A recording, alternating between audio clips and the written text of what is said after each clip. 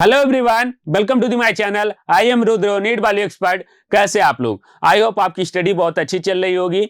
आपके लिए good news है, इस चैनल पे लास्ट 5 मंथ की स्ट्रेटजी प्लान वीडियो अपलोड हो चुकी है। तुरंत जाकर चेकआउट करें। उसमें मैंने बहुत ही डिटेल में बताया कि आपको लास्ट 5 महीने में कैसे पढ़ना है, क्या क्या पढ़ना है, उसमें से कौन से सब्जेक्ट को कितना समय देना है, कितनी देर पढ़ना है, कौन सा टेस्ट सीरीज ज्वाइन करना है। सारी चीजों को बहुत ही डिटेल में बताया है, बहुत अच्छे से एक्सप्लेन किया है, ताकि आपका नीट 2024 का जो जर्नी है, आपका गोल है कि 2024 में सेलेक्ट होना, मेडिकल कॉलेज में जाना है, इस जर्नी को बहुत ही आसान बना देगा। अगर अभी तक आपने चेकआउट नहीं किया तो तुरंत जाके चेकआउट करें। आई बटन पे लिंक आ रहा होगा, वहां से आप वीडियो को देख सकते हैं। चलिए आते हैं हम अपने टॉपिक पे। हम डिस्कस कर रहे थे ह्यूमन सिक्योरिटी सिस्टम के बारे में। ह्यूमन सिक्योरिटी सिस्टम में हमने देखा था सबसे पहले कि हमारा सिक्योरिटी ऑर्गन ह्यूमन में क्या होता है।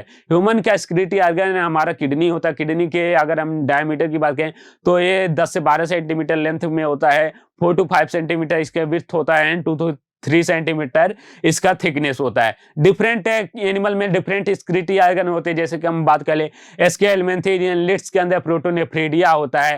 ह्यूमन के अंदर मेमल्स के अंदर क्या होते हैं, किडनी होते हैं। तो डिफरेंट एनिमल में क्या होते हैं, डिफरेंट सिक्योरिटी ऑर्गन प्रेजेंट होते हैं।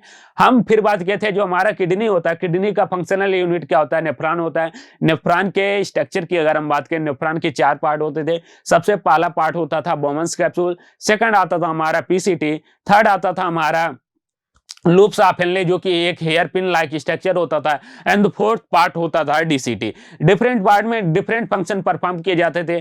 जैसे कि अगर हम बात करें बोमन्स कैप्सूल जो होता है, यहाँ पे अल्ट्रा फिल्ट्रेशन होता है। सेकंड पार्ट जो हमारा पीसीटी होता है, पीसीटी में रीअब्जॉर्प्शन होता है। इसके अंदर सिलिएटेड क्यूबॉइडल एपिथेलियम में सेल प्रेजेंट होते हैं जो कि क्या कहते हैं, ग्लूकोज को, साल्ट को, वाटर को रीअब्जॉर्ब करने का काम करते हैं।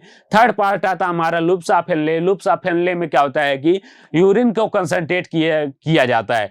फोर्थ आता है हमारा डीसीटी। डीसीटी में क्या होता है कि अगर कोई एक्स्ट्रा पार्ट है ब्लड में चला गया, प्लाज्मा में चला गया, उसको फिर से क्या किया जाता है, यूरिन में ट्रांसपोर्ट कर दिया जाता है। तो सारी चीजों को हमने डिटेल में पढ़ लिया। आज हम पढ़ने वाले हैं टाइप ऑफ नेफ्रॉन के बारे में। टाइप ऑफ नेफ्रॉन की अगर हम बात करें तो हमारे पास 2 तरह के नेफ्रॉन होते हैं। एक होता है कार्टिकल नेफ्रॉन, एक होता है जस्टाग्लोमेरुलर नेफ्रॉन। ये किस बेसिस पे डिसाइड किए गए हैं, इनको ऑन द बेसिस ऑफ इनके पोजीशन पे डिसाइड किया गया है। जैसे कि अगर हम बात करें जो हमारा नेफ्रॉन होता है, ये कहां प्रेजेंट होता है, हमारा नेफ्रॉन नेफ्रॉन जो होता है किडनी के अंदर प्रेजेंट होता है। अब किडनी में कहां, किडनी के अंदर कहां पे प्रेजेंट होता है, तो किडनी के अगर हम स्ट्रक्चर की बात करें तो किडनी का स्ट्रक्चर कैसा होता है, इस तरह से कुछ बीन शेप का होता है। इस किडनी में क्या होते हैं, बहुत सारे 8 से 12 क्या होते हैं, 8 से 12 पिरामिडल शेप के स्ट्रक्चर प्रेजेंट होते हैं। 8 से 12 पिरामिडल शेप के स्ट्रक्चर प्रेजेंट होते हैं, जिसको नाम देता है रीनल पिरामिड। क्या नाम देता है, रीनल पिरामिड। कितने होते हैं, 8 से 12। और इसी रीनल पिरामिड में क्या होते हैं, हमारे नेफ्रॉन प्रेजेंट होते हैं। कुछ है, सबसे आउटर पार्ट हमारा जो किडनी का होता है उसको नाम देता है कॉर्टेक्स। इस पार्ट को नाम देता है कॉर्टेक्स। और जो इनर पार्ट होता है इसको नाम देता है मेडुला। इनर पार्ट को नाम देता है मेडुला। अब इसी में क्या होते हैं, हमारे नेफ्रॉन प्रेजेंट होते हैं।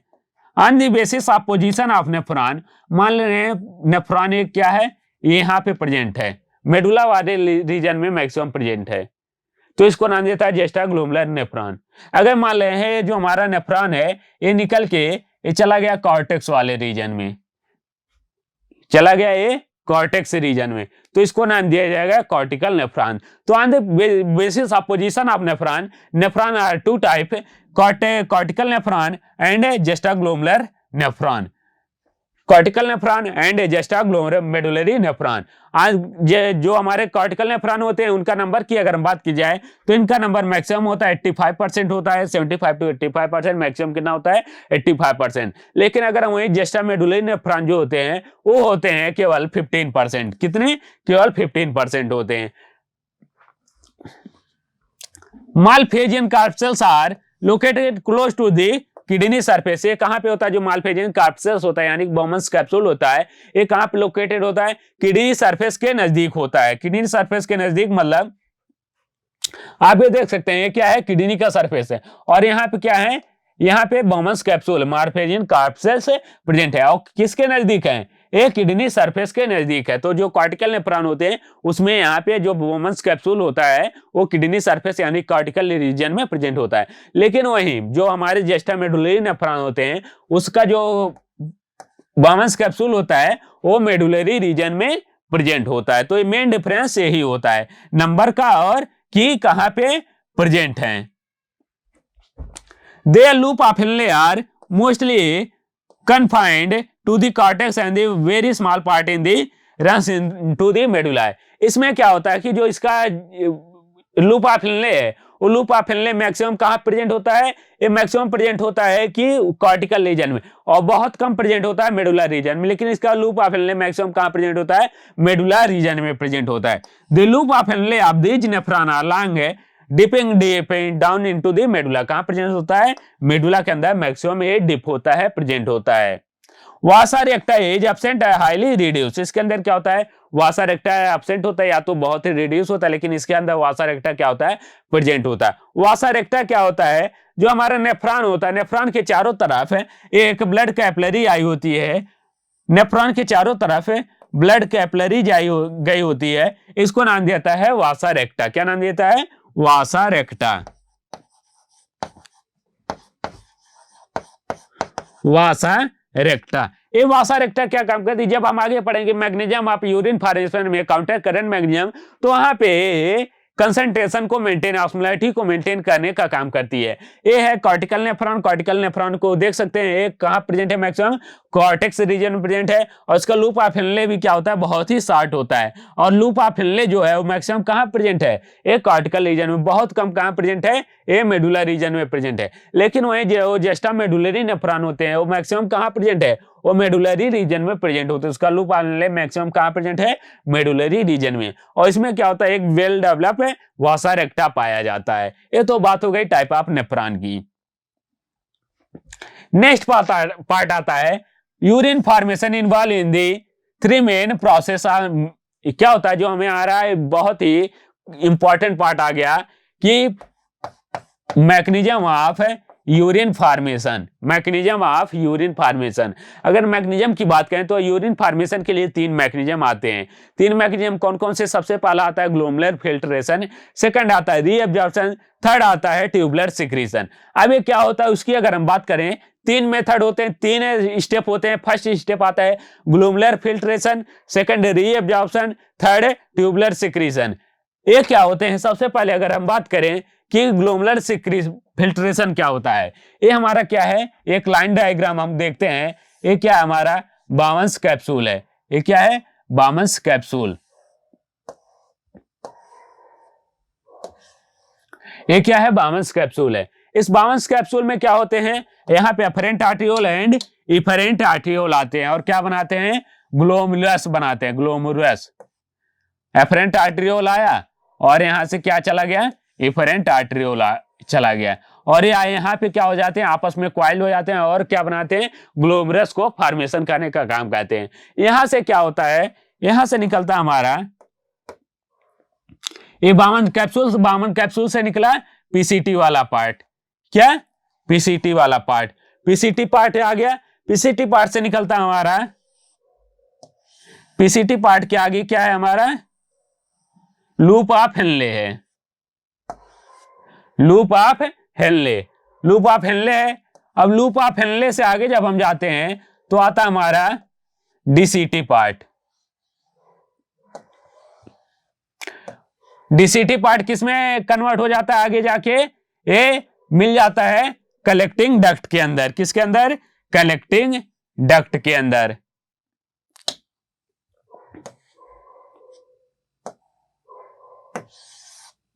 ये जाके मिल गया कलेक्टिंग डक्ट के अंदर। सबसे पहले क्या है, हमारा बामन्स कैप्सूल है। अब इस बामन्स कैप्सूल में क्या होता है, यहां से एफरेंट आर्टियोल ने क्या किया, ब्लड लेकर गई। अब ब्लड क्या क्या होता है, यहाँ पे फिल्ट्रेशन होता है। ब्लड के अंदर से जितने भी क्या होते हैं, प्लाज्मा होते हैं, प्लाज्मा को अलग कर लिया जाता है। प्लाज्मा को क्या कर लिया गया, अलग कर लिया गया। यहाँ पे क्या आ गए, प्लाज्मा आ गए। यहाँ पे क्या आ गए, प्लाज्मा आ गए। अब ये जो प्लाज्मा होता है इसके अंदर प्रोटीन लेस प्लाज्मा होता है। प्रोटीन लेस प्लाज्मा का मतलब क्या हुआ, यहाँ पे ब्लड आया, ब्लड में क्या होता है 55% प्लाज्मा होता है, 55% को अलग कर लिया गया।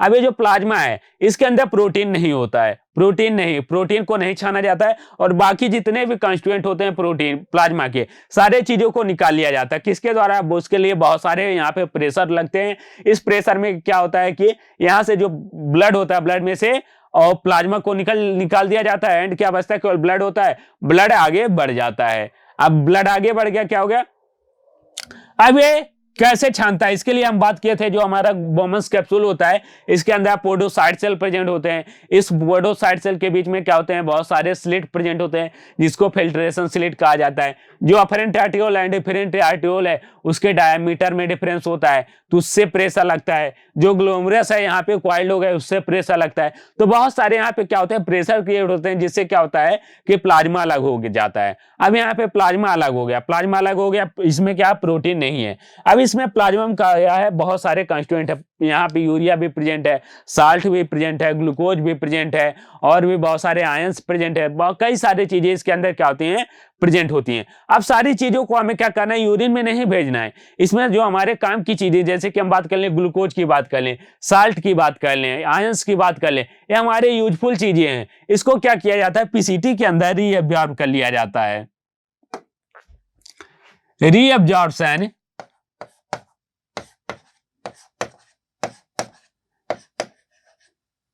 ये कौन सा मेथड होता है, रीअब्जॉर्प्शन। रीअब्जॉर्प्शन किसका किसका, ग्लूकोज का, साल्ट का, और फिर आयंस का, सारी चीजों को क्या किया जाता है, पीसीटी के अंदर रीअब्जॉर्ब कर लिया गया।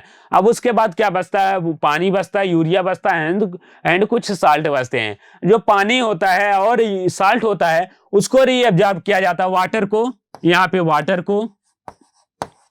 वाटर को लूप ऑफ इनले के डिसेंडिंग पार्ट पे रीअब्जॉर्ब किया जाता है, एंड साल्ट को असेंडिंग पार्ट पे रीअब्जॉर्ब करने का काम किया जाता है। तो यहाँ पे साल्ट रीअब्जॉर्ब हो गया। अब क्या बचा, केवल वाटर कुछ अमाउंट में बचा है और यूरिया बचा है, साथ में कुछ और एक्सक्रीटरी प्रोडक्ट बचे हैं। अब एक जाते हैं हमारे डीसीटी वाले पार्ट में। क्या है DCT, digital convoluted tubule, DTC नहीं, DCT, DCT digital convoluted tubule.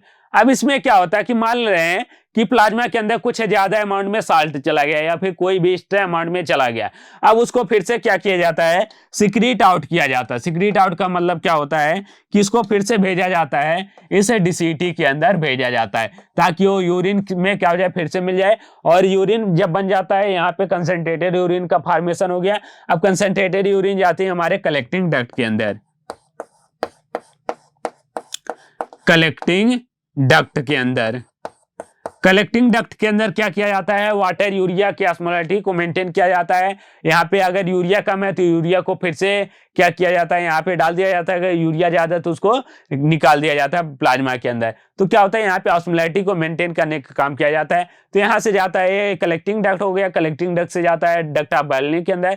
Duct of बेलनी जाती है कहाँ पे, यूरेटर के अंदर। यूरेटर से खुलती है ये यूरिनल ब्लैडर के अंदर। यूरिनल ब्लैडर से निकल जाता है, यूरिन को बाहर पास आउट कर दिया जाता है थ्रू दी यूरेथ्रा। ये पूरा मेथड क्या कहलाता है, फॉर्मेशन ऑफ यूरिन। इसी में सबसे पहला मेथड क्या होता है हमारा, ग्लोमेरुलस फिल्ट्रेशन। सबसे पहला क्या है, glomerulus filtration.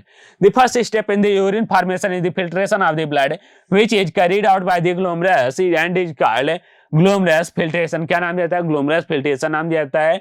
This process is occur in the Malpighian corpuscles of the nephron. कहाँ पे प्रेजेंट होता है, कहाँ पे होता है, मालफेजियन कार्पसेल पे या फिर बोमन्स कैप्सूल में ये इस प्रोसेस को किया जाता है। ऑन एन एवरेज 1100 से 1200 ml blood is filtered by the kidney पर मिनट व्हिच इज कंस्टिट्यूटेड रफली 1/5 of the blood pumped by the each ventricle into the heart पर मिनट। क्या होता है कि कितना ब्लड को पंप यहाँ पे फिल्टर किया जाता है, 1100 से 1200 ml ब्लड को फिल्टर किया जाता है। और 1100 से 1200 ml कितना होता है, हमारे पता है कि जो वेंट्रिकल होता है वो 6000 ml ब्लड क्या करता है पर मिनट है 6000 ml ब्लड को पर मिनट क्या करता है, वो पंप करने का काम करता है। उसमें से कितना हो रहा है, 1200 ml मान रहे हैं फिल्टर हो रहा है, तो कितना 1/5 है किसका टोटल ब्लड है पंप बाय दी हार्ट का। ये क्या है, हमारा ग्लोमरस कैप्सूल है यहाँ पे, या फिर बामस कैप्सूल इसकी बात कर लें। इसमें क्या होता है कि अफरेंट आर्टियोल आता है, अफरेंट आर्टियोल ने ब्लड लेकर आया, यहाँ पे क्या बनाया, ग्लोमरस बनाया। ग्लोमरस में क्या होता है कि इसके अंदर प्रेशर क्रिएट होता है, साथ में इसके अंदर क्या होते हैं, पोडोसाइट सेल प्रेजेंट होते हैं। पोडोसाइट सेल के अंदर फिल्ट्रेशन स्लेट प्रेजेंट होता है। फिल्ट्रेशन स्लेट से क्या होते हैं कि यहाँ पे जो प्लाज्मा होते हैं वो फिल्टर आउट होने का काम करते हैं।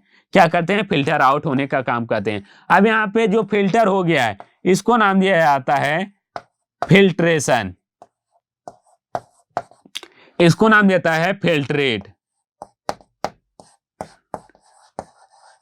फिल्ट्रेट या फिर GFR, glomerular filtration rate. GFR glomerular filtration rate, per minute में कितना यहाँ पे फिल्टर हुआ उसको नाम देता है ग्लोमरस फिल्ट्रेशन रेट। अब आगे हम पढ़ने वाले हैं आगे की पीसीटी में रीअब्जॉर्ब कैसे होता है। सेकंड आता है फिल्ट्रेशन मेम्ब्रेन की, कौन कौन सा फिल्ट्रेशन मेम्ब्रेन होता है, तो 3 तरह के फिल्ट्रेशन मेम्ब्रेन होते हैं। द ग्लोमरस कैप्सूल मेम्ब्रेन, या फिर इसी को फिल्ट्रेशन मेम्ब्रेन भी कहा जाता है, through which the filtration blood occur constituent of the 3 layer. कौन कौन से लेयर प्रेजेंट होते हैं, सबसे पहला लेयर आता है endothelium of glomerular blood vessel, second layer आता है epithelium of Bowman's capsule, and third layer आता है basement membrane between these 2 layer. ये 3 लेयर मिला के क्या बनाते हैं, फिल्ट्रेशन मेम्ब्रेन को बनाने का काम करते हैं। सबसे पहला क्या है, इपिथेलियम है। इपिथेलियम किसका, जो ब्लड वेसल्स है, ब्लड वेसल्स एफरेंट आर्टियोल है, एफरेंट आर्टियोल का जो ब्लड वेसल्स है उसके इपिथेलियम है।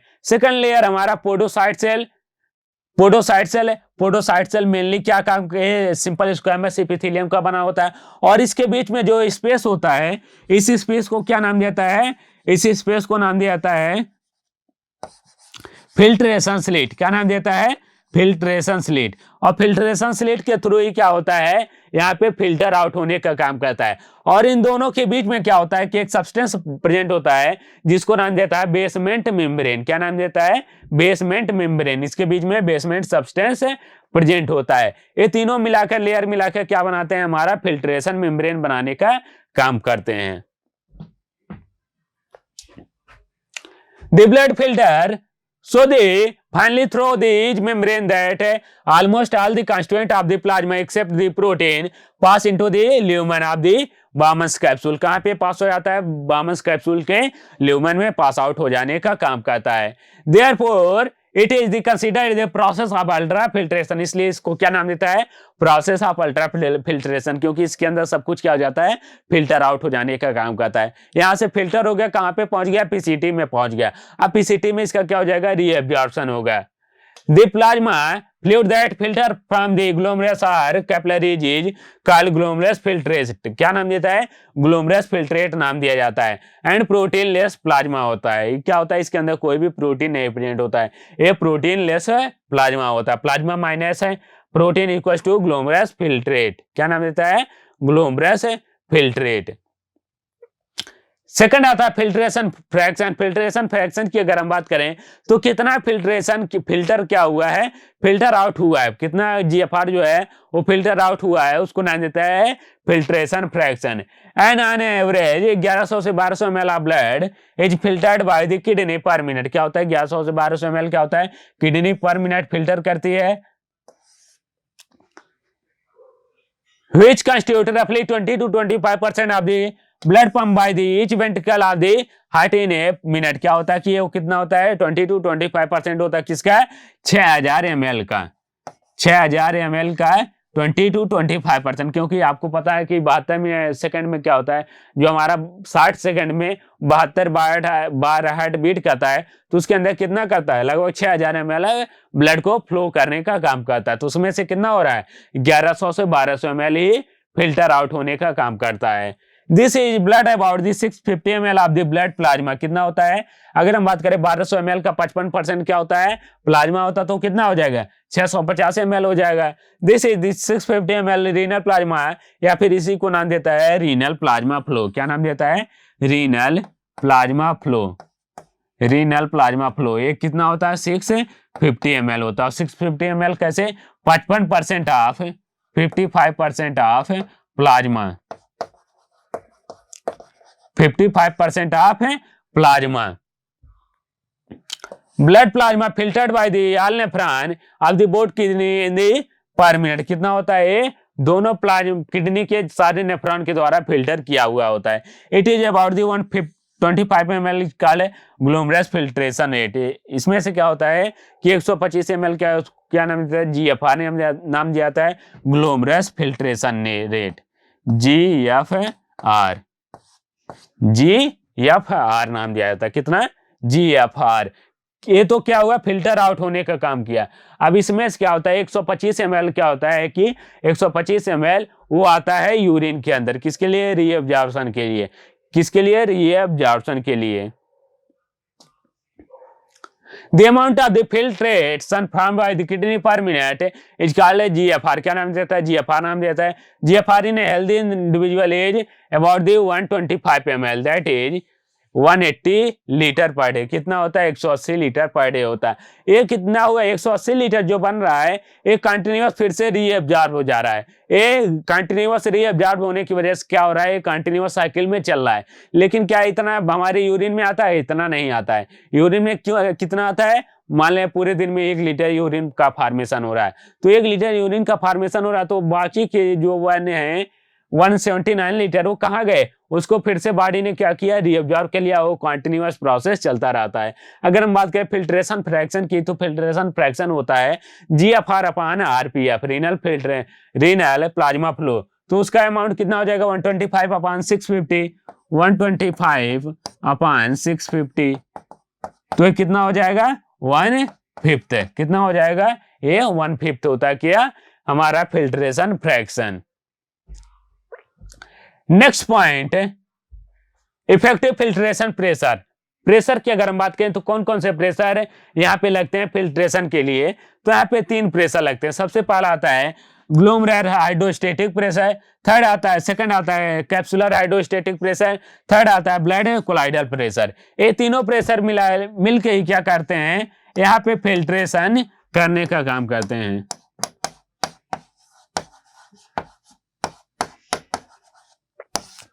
फिल्ट्रेशन करने का काम करते हैं। अब ये तीनों प्रेशर काम कैसे करते हैं, तीनों प्रेशर लगते क्यों है, उसकी अगर हम बात करें, सबसे पहला आता है हमारा glomerular hydrostatic pressure. Glomerular hydrostatic pressure का मतलब क्या हुआ, यहाँ पे अफरेंट आर्टेरियोल आया, यहां से क्या गया, इफरेंट आर्टेरियोल गए। अब यहाँ पे सारे क्या हो गए, कोलाइड हो गए। कोलाइड होने की बाद क्या बनता है, यहाँ पे एक हाइड्रोस्टेटिक प्रेशर क्रिएट होता है। यहाँ से फिल्टर आउट हुआ, फिल्टर आउट होने की वजह से क्या हुआ, यहाँ पे लिक्विड प्लाज्मा इकट्ठा हो गया। यहाँ प्लाज्मा इकट्ठा हुआ, तो जैसे प्लाज्मा इकट्ठा होता है, ये प्लाज्मा क्या काम करता है, प्रेशर क्रिएट करने का काम करता है इसे ग्लोमेरुलस के ऊपर, तो इसको नाम देता है ग्लोमेरुलस फिल्ट्रेशन। सेकंड आता है कि जो हमारे कैपिलरीज है, afferent arteriole and efferent arteriole, दोनों के बीच के डायमीटर में क्या होता है, बहुत ज्यादा डिफरेंस होता है। जब डायमीटर में क्या होता है, मान लें यहां से बहुत तेजी से ब्लड आया, तेजी से ब्लड आया, अब उतनी तेजी से अगर इसको निकलना है तो उतनी चौड़ी इसको क्या चाहिए, कैपिलरी चाहिए। लेकिन इसके कैपिलरीज के भी डायमीटर में क्या होता है, डिफरेंस होता है। इसकी कैपिलरीज क्या हो गई, पतली हो गई। अब जब कैपिलरीज पतली हो गई तो क्या हो जाएगा, यहाँ पे ब्लड उतनी तेजी से बाहर नहीं निकल पाएगा। जब यहाँ पे ब्लड तेजी से बाहर निकल पाएगा तो क्या हो जाएगा, यहाँ पे प्रेशर लगाएगा। उसकी वजह से भी क्या होता है, यहाँ पे प्रेशर क्रिएट होने का काम करता है। थर्ड, यहाँ पे जो प्लाज्मा है फिल्टर आउट हुआ है, उसके साथ बहुत सारे क्या हो गए, साल्ट आ गए, बहुत सारे साल्ट आ गए, ग्लूकोज का मॉलिक्यूल्स आ गया, आयंस चले आए, तो सारे मिलकर क्या करते हैं, एज एक बेसमेंट मेम्ब्रेन की तरह काम करते हैं। यहाँ पे as a osmotic pressure create करने का काम करते हैं, ये ऑस्मोटिक प्रेशर लगाने का काम करते हैं। तो उसकी वजह से क्या होता है, भी प्रेशर क्रिएट होता है। तो तीनों चीजें आपस में मिलकर क्या करते हैं, प्रेशर क्रिएट करने का काम करती हैं। तो तीनों प्रेशर कौन कौन सा होता गया, glomerulus hydrostatic pressure, capsular hydrostatic pressure and blood colloidal pressure. अब इसका अगर हम अमाउंट की बात करें तो जो नेट फिल्ट्रेशन प्रेशर होता है, नेट फिल्ट्रेशन प्रेशर, उसका अमाउंट होता है लगभग 10 mmHg होता है।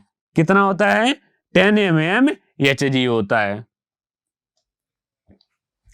ये क्या हो गया, यहाँ पे अफरेंट आर्टियोल इफरेंट आर्टियोल की वजह से होता है। यहाँ पे बहुत सारे प्लाज्मा प्रोटीन इकट्ठा हो जाते, प्लाज्मा क्या हो जाते हैं, इकट्ठा हो जाते हैं। यहाँ पे ग्लूकोज हो गया, आयंस हो गए, साल्ट हो गए, उनकी वजह से भी क्या होता है, प्रेशर क्रिएट होता है। साथ में क्या होता है, यहाँ पे हाइड्रोस्टेटिक प्रेशर लगता है। तो तीनों प्रेशर क्या मिलकर क्या बनाते हैं, नेट फिल्ट्रेशन प्रेशर बनाते हैं।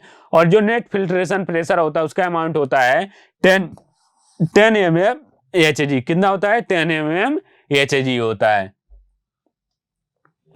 नेक्स्ट पॉइंट आता है current, counter current magnesium. Very very important point, सबसे जो एग्जाम में क्वेश्चन पूछे जाते हैं इसी पॉइंट से पूछे जाते हैं। पता नहीं क्यों बच्चे इसमें बहुत ज्यादा कंफ्यूज होते हैं। बहुत ही आसान कॉन्सेप्ट है, बहुत ही आसान कॉन्सेप्ट है। इतना आसान कॉन्सेप्ट है कि आप अगर आपने एक बार पढ़ लिया है तो आपको जिंदगी भर याद रहेगा। काउंटर करंट मैग्नीशियम, ये काउंटर करंट मैग्नीशियम कैसे काम करता है, ये दो मेथड पे काम करता है। आपको पता होगा कि जो वाटर फ्लो करता है, कोई भी चीज हाई प्रेशर से लो प्रेशर की तरफ मूव करता है, हाई प्रेशर से लो प्रेशर की तरफ मूव करने का काम करता है। या फिर हम बात करें high osmotic pressure, high osmotic pressure से लो ऑस्मोटिक प्रेशर की तरफ, या फिर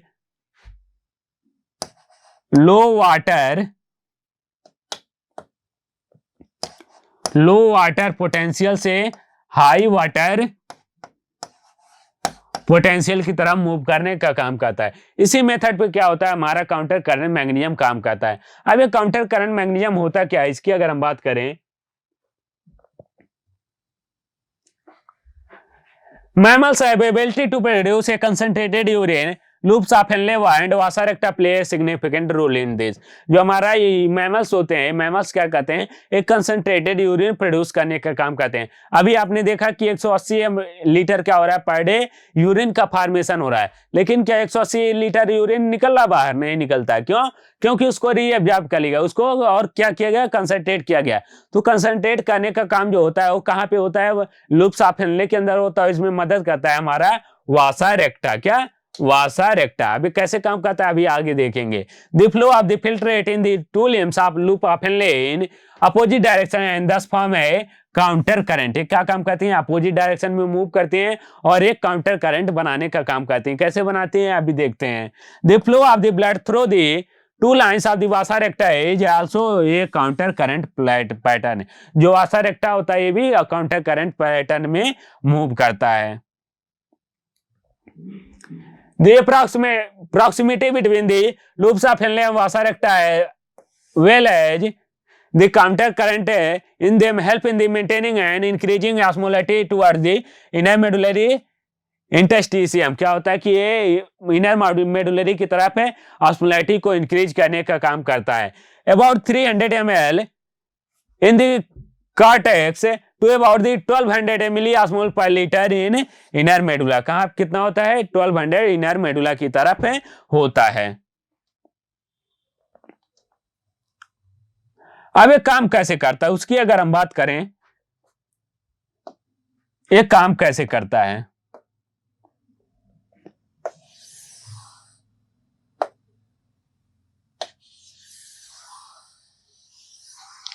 ये हमारा क्या है, वासा रेक्टा है। क्या है, वासा रेक्टा है। अब वो वासा रेक्टा का जो डिसेंडिंग पार्ट होता है ये परमिएबल होता है वाटर के लिए। किसके लिए, वाटर के लिए परमिएबल होता है, लेकिन साल्ट के लिए क्या होता है, इम्परमिएबल होता है। साल्ट के लिए क्या है, इम्परमिएबल है। तो जैसे यहाँ पे क्या होता है, जीएफआर आगे मूव करता है तो यहाँ पे वाटर क्या होते हैं, निकलते रहते हैं, यहां से वाटर निकलते रहते हैं।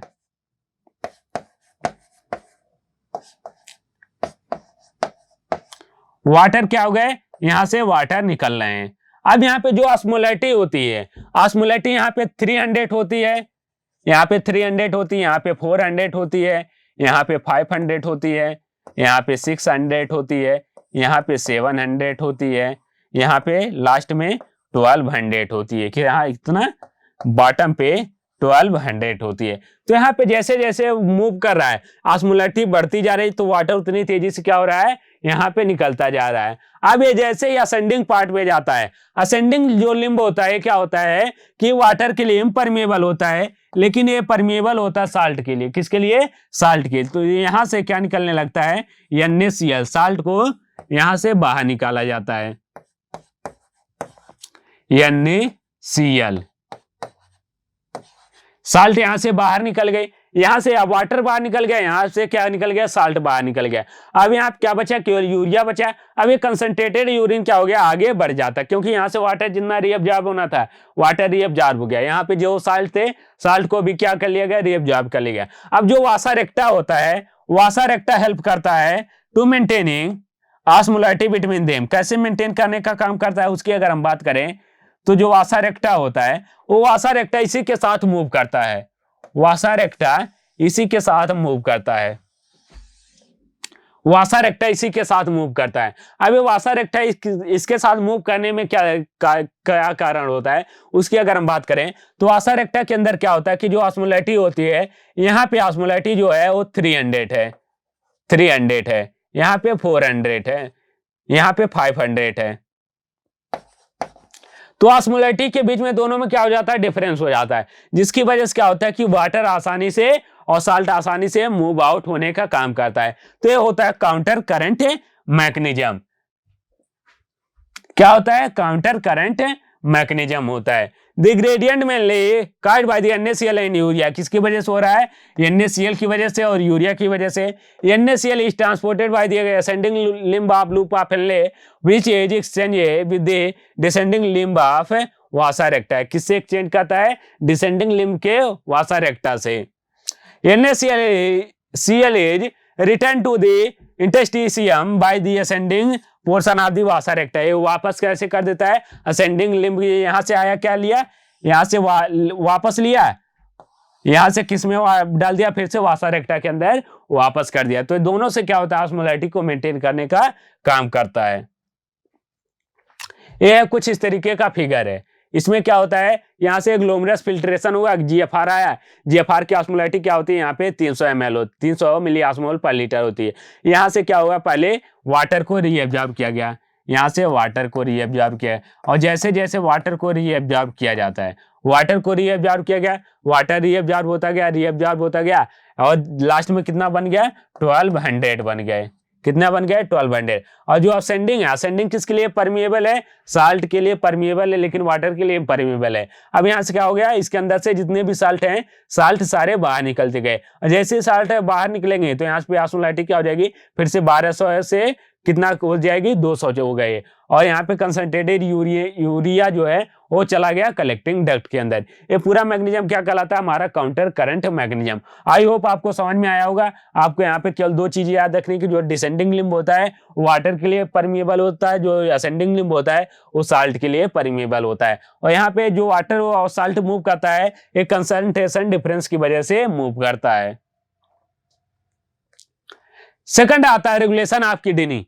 अगर हम रेगुलेशन ऑफ किडनी की बात करें, तो किडनी को रेगुलेट करने के लिए बहुत सारे सेल प्रेजेंट होते हैं। जैसे कि हम बात करें, जेजी सेल प्रेजेंट होता है, मैकुला डेंसा प्रेजेंट होता है। ये सारे सेल मिलकर आपस में क्या कहते हैं, किडनी के फंक्शन को रेगुलेट करने का काम करते हैं। कि मैकुला डेंसा क्या होता है, मैकुला डेंसा जो हमारा क्या होता है, बामस कैप्सूल है, बामस कैप्सूल के सेल और डीसीटी के सेल जहां पे आपस में मिलते हैं, जहां पे दोनों एक दूसरे को क्रॉस करते हैं, इस पार्ट को, जो इस पार्ट में जो सेल प्रेजेंट होता है उसको नाम देता है मैकुला डेंसा। क्या नाम देता है, मैकुला डेंसा। और macula densa, this cell of the DCT epithelium is contact with the areolar wall of the denser than other epithelial cell, this cell are collectively called macula densa. ये यहाँ पे सटे होने की वजह से, एक दूसरे के कांटेक्ट में होने की वजह से क्या होते हैं, बहुत ज्यादा डेंस होते हैं, इसीलिए इसको क्या नाम देता है, मैकुला डेंसा।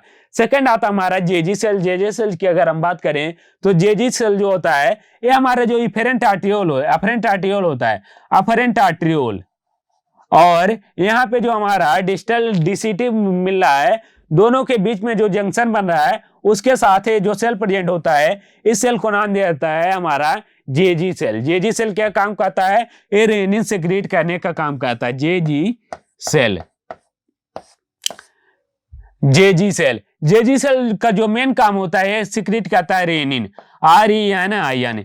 ध्यान रखिएगा, RENIN रेनिन इसमें है, और एक RENNIN जो है वो कहाँ प्रेजेंट होता है, हमारे डाइजेस्टिव सिस्टम के अंदर प्रेजेंट होता है। उसका क्या काम होता है, उसका काम होता है मिल्क प्रोटीन को डाइजेस्ट करने का काम करता है। एक बार तो स्पेलिंग ही पूछ लिया था रेनिन और रेनिन में, तो RENIN जो कहाँ पे है वो हमारे स्क्रीटी सिस्टम में है, और RENNIN जो है वो हमारे क्या प्रेजेंट है, वो हमारे डाइजेस्टिव सिस्टम के अंदर प्रेजेंट होता है। The smooth muscles of the cell of the wall of the both arteriole in the contact with the DCT epithelium are the swollen and the contact of the dark granules in inactive renin क्या काम करता है, inactive renin को बनाने का काम करता है। These are called juxtaglomerular cell, या फिर इसी को क्या नाम देता है, जेजी सेल नाम दिया जाता है। नेक्स्ट आता है रेगुलेशन ऑफ किडनी फंक्शन में ANF mechanism. Atrial natriuretic factor, atrial natriuretic factor क्या काम करते हैं, An increase in the blood flow of the artery of the heart can cause release of the arterial natriuretic factor. क्या काम होता है, यहाँ जैसे ही ब्लड फ्लो बढ़ जाता है किसके द्वारा, आर्टेरिया के द्वारा हार्ट के अंदर, तो जो हमारा हार्ट है वो एक केमिकल को सिक्रेट करता है जिसको नाम देता है arterial natriuretic factor ANF। ANF का आज vasodilation, dilation of the blood vessels क्या काम करता है, ये वेसोडाइलेशन करने का काम करता है and thereby decrease in the blood pressure. ANF mechanism therefore act as the check on the rennin angiotensin mechanism. में क्या काम करता है, रेनिन एंजियोटेंसिन मैकेनिज्म को चेकआउट करने का भी काम करता है। इसका क्या मतलब हुआ, जैसे क्या हुआ कि किडनी यहाँ पे ब्लड ने, हार्ट ने ज्यादा ब्लड, आर्टिया ने ज्यादा ब्लड फ्लो करने का काम किया। जैसे यहाँ पे ज्यादा ब्लड फ्लो होता है तुरंत हमारा जो हार्ट है एक केमिकल को सिक्रेट करता है जिसको नाम देता है ANF, आर्टियल न्यूट्रेटिक फैक्टर। ANF जो होता है ये वेसोडाइलेशन का काम करता है। जैसे यहाँ पे वेसोडाइलेशन हुआ वहां पे ब्लड प्रेशर कम हुआ, और जैसे ही ब्लड प्रेशर कम होता है वहां पे GFR क्या हो जाता है, कम हो जाता है, और GFR कम हुआ तुरंत फिल्ट्रेशन रेट क्या हो जाता है, कम हो जाता है। इस मैकेनिज्म को क्या नाम देता है, RAS mechanism, renin angiotensin mechanism, renin angiotensin mechanism.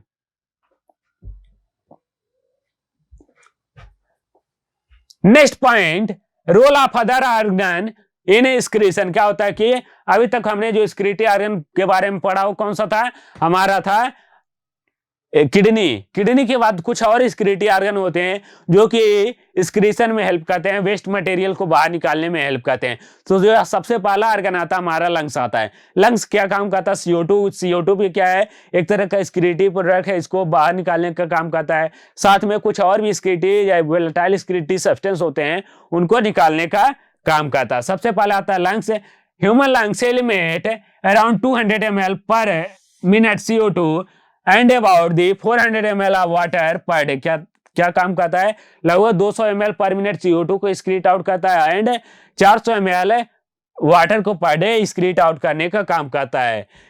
Different है volatile material are also radially eliminated through the lungs. क्या होते हैं, बहुत सारे ऐसे भी वोलेटाइल मटेरियल होते हैं जो कि लंग्स के द्वारा बाहर निकलते हैं। सेकंड हमारा एक्सक्रीटरी ऑर्गन है स्किन। स्किन की अगर हम बात करें तो स्किन के अंदर स्वेट ग्लैंड प्रेजेंट होते हैं जिससे क्या होता है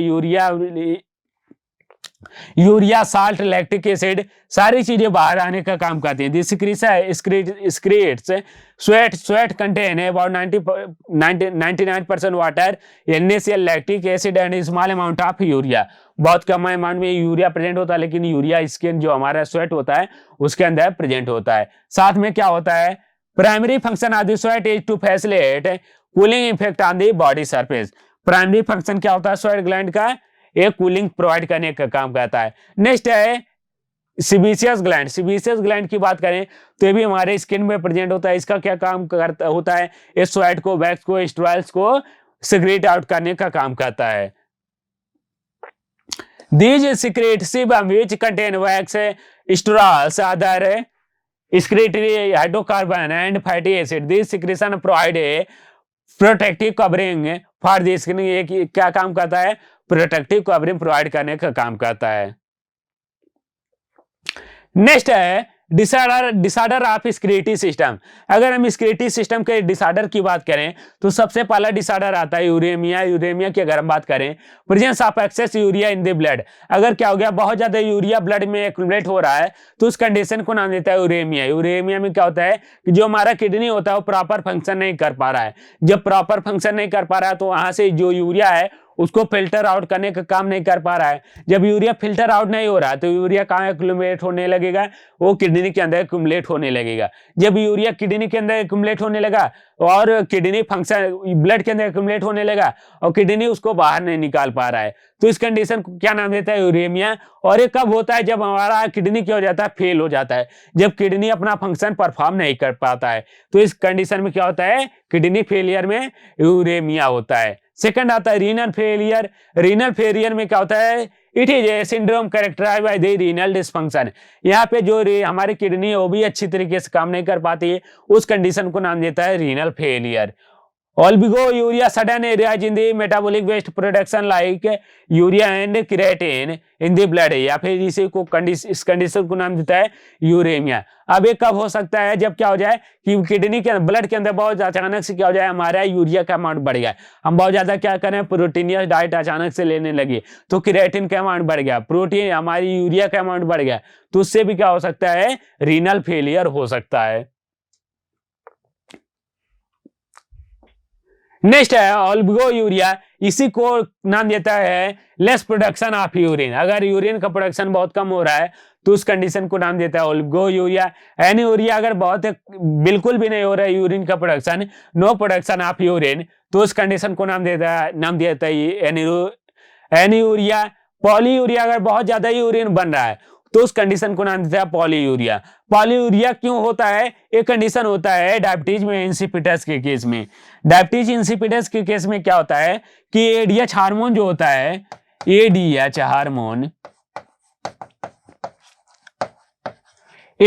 हार्मोन क्या काम करता है, एजीएफआर को मेंटेन करने का काम करता है। कैसे मेंटेन करता है, ये वेसोडाइलेशन और वेसोकंस्ट्रिक्शन करने का काम करता है। जब एडीएच क्या होता है, डायबिटीज इंसिपिडस के केस में एडीएच नहीं बनता है, तो उस केस में एडीएच जो होता है ये वेसोडाइलेशन करने का काम करता है। यहाँ पे क्या होता है, excessive production of urine formation take place due to the less secretion of ADH. Due to the less secretion of ADH, the amount of water increase in the urine. क्या इंक्रीज होता है, क्योंकि जो रीअब्जॉर्प्शन हो रहा है DCT वाले part में,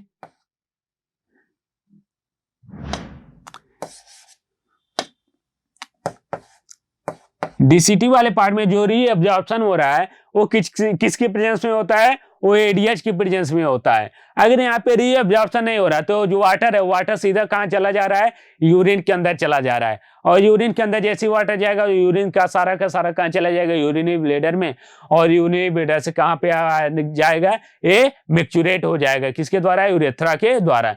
तो ये सारी, अगर यहाँ पे क्या हो गया, एडीएच खत्म हो गया, एडीएच का अमाउंट कम हो गया, तो यहाँ पे रीअब्जॉर्प्शन नहीं हो पाता। इस कंडीशन को नाम देता है डायबिटीज इंसिपिडस। इसमें क्या होता है, मरीज को बहुत बार प्यास लगती है, बहुत ज्यादा प्यास लगती है, और साथ ही क्या होता है, उसको बहुत ज्यादा पेशाब भी लगता है, यूरिन भी लगता है। नेक्स्ट आता है ग्लाइकोसूरिया। अगर ग्लाइकोसूरिया की बात करें, प्रेजेंस ऑफ है glucose in the urine is called glycosuria.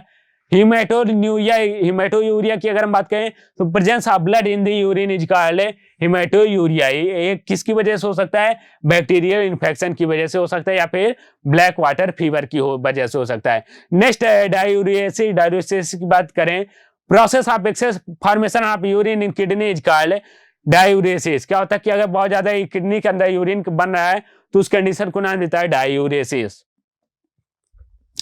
Next बीमारी है dysuria, condition of the painful micturition. अगर मैक्चुरेशन बहुत ज्यादा पेनफुल हो रहा है तो उस कंडीशन को क्या नाम देता है, डायूरियासिस नाम देता है, डायस्यूरिया नाम देता है।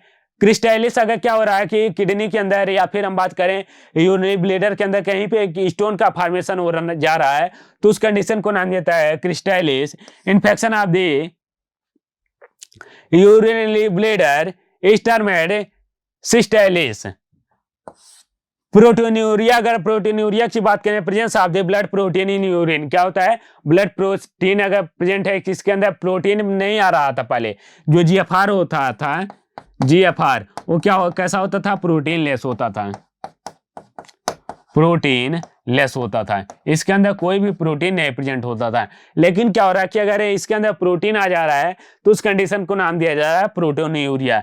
एल्बुमिन, अगर एल्ब्यूमिन आ जा रहा है ब्लड के यूरिन के अंदर, तो उस कंडीशन को नाम देता है एल्बुमिनुरिया। आई होप आपको समझ में आया होगा। बहुत ही आसान चैप्टर था, बहुत ही इंपॉर्टेंट चैप्टर था। ये हमारा समाप्त हुआ है ह्यूमन एक्सक्रीटरी सिस्टम। अभी तक हमने ह्यूमन फिजियोलॉजी के 3 चैप्टर को कवर कर लिया। सबसे पहले हमने देखा था ब्रीदिंग के बारे में, सेकंड हमने पढ़ा था सर्कुलेटरी सिस्टम के बारे में, थर्ड हमने पढ़ा एक्सक्रीटरी सिस्टम के बारे में। नेक्स्ट लेक्चर में हम डिस्कस करने वाले हैं लोकोमोशन के बारे में। लोकोमोशन भी एक बहुत ही आसान चैप्टर है, उससे भी 2 क्वेश्चन आपके एग्जाम में पूछे जाते हैं। अगर अभी तक आपने हमारे चैनल को सब्सक्राइब नहीं किया, चैनल को सब्सक्राइब कर लें, ज्यादा से ज्यादा आप दोस्तों के साथ शेयर करें, जितने भी फैमिली मेंबर हैं उनके साथ शेयर करें। बहुत ही आसान चैप्टर है, बहुत ही मजा आने वाला चैप्टर है। नेक्स्ट चैप्टर जो हमारा है लोकोमोशन के बारे में। मिलते हैं नेक्स्ट लेक्चर में, तब तक के लिए थैंक यू।